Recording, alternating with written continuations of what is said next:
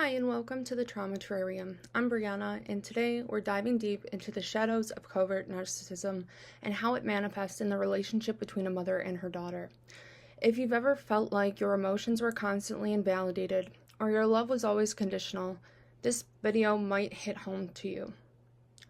Growing up with a covert narcissistic mother isn't just about harsh words or physical abuse. It's a subtle, silent manipulation that shapes your perception of yourself and the world around you.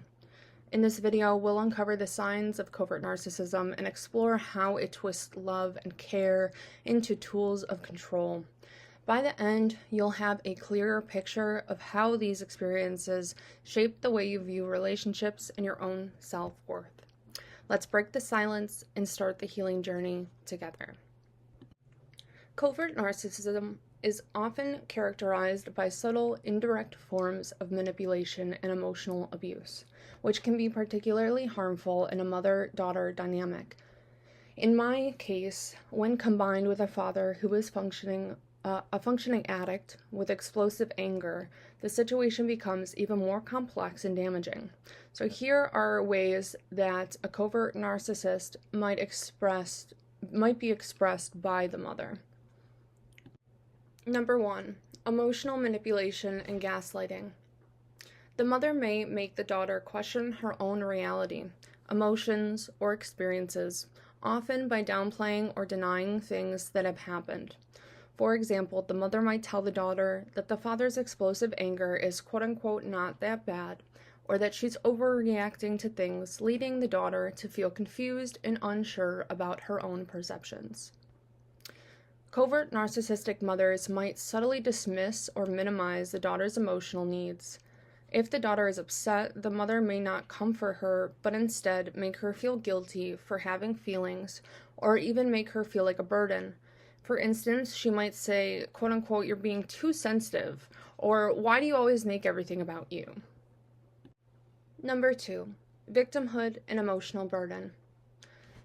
The mother may frequently adopt a victim mentality, portraying herself as a martyr or the one who is always suffering due to the father's behavior, thus placing the emotional burden on the daughter to take care of her.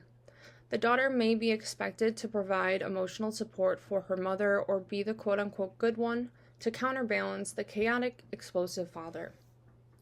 The mother might use the daughter to fulfill emotional needs, creating an enmeshed relationship where the daughter feels responsible for her mother's happiness.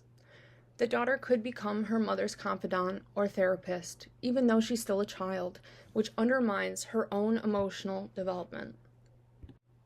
Number 3. Competition and comparison. The mother might place excessive expectations on the daughter to be perfect or achieve great things, often in an attempt to live vicariously through her. This is a way for the mother to get validation, as her sense of self-worth might be dependent on the daughter's accomplishments. At the same time, the daughter might be subtly made to feel inadequate, as nothing she does is ever good enough to satisfy her mother's high standards. The mother might frequently compare the daughter to other people, like friends or siblings, to make her feel inferior. This could be especially damaging if the daughter is trying to gain approval or avoid the father's anger.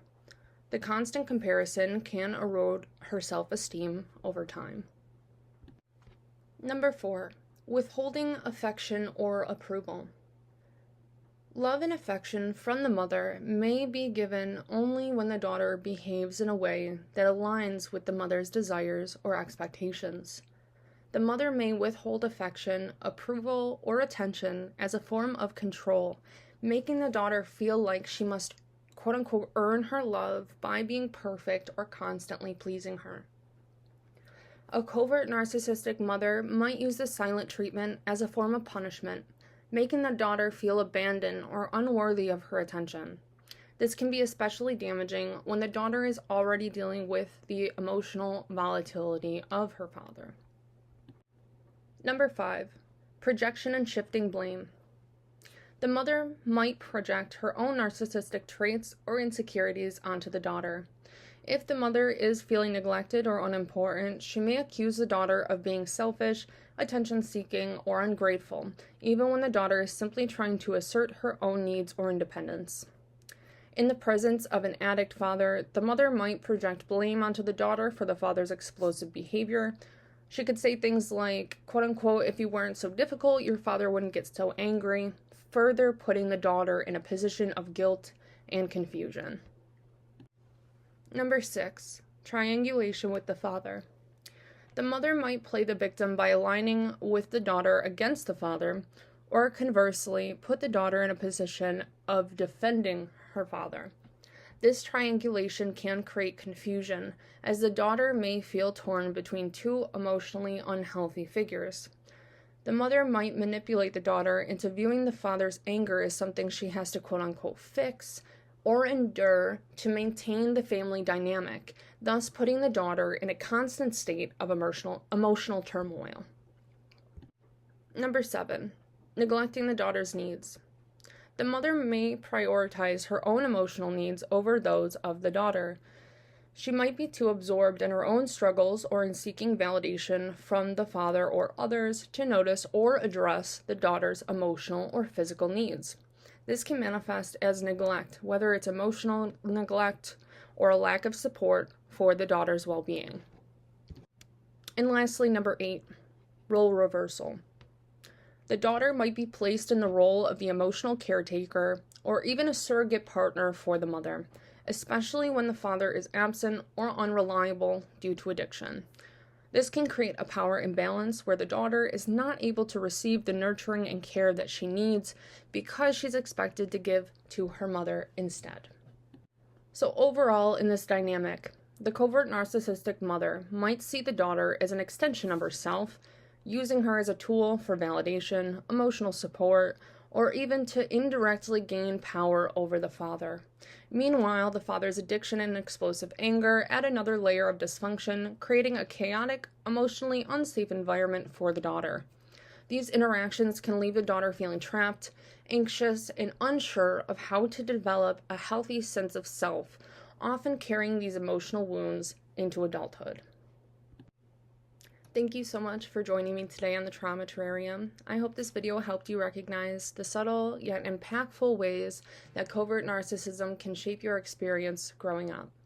If anything resonated with you, don't forget to like, comment, and subscribe so you don't miss out on more content about healing from narcissistic abuse and reclaiming your sense of self.